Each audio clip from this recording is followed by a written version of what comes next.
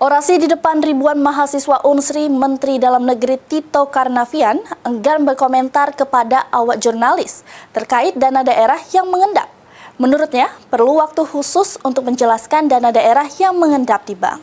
Foto bersama dengan MWA, Senat, Dekan, dan Hal ini dikemukakan Menteri Dalam Negeri Tito Karnavian usai memberikan pidato ilmiah pada Dies Natalis Unsri ke-65 di Unsri Indralaya pada Senin 3 November 2025.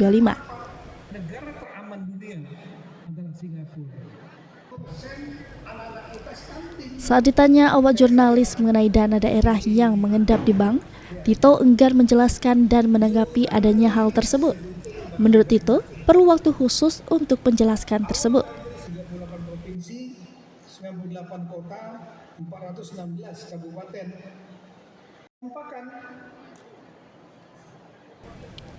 Sementara dalam orasi ilmiahnya di depan ribuan mahasiswa Unsri, Tito mengatakan sumber daya manusia harus ditingkatkan dalam proses pembangunan bangsa Indonesia.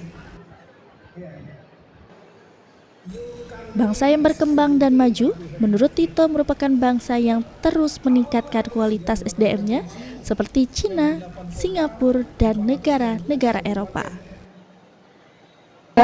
kami persilakan untuk berdiri, berfoto. Di ekonomi, saya datang ke 98, tahu, ya Beijing aja kalah sama Jakarta menurut saya.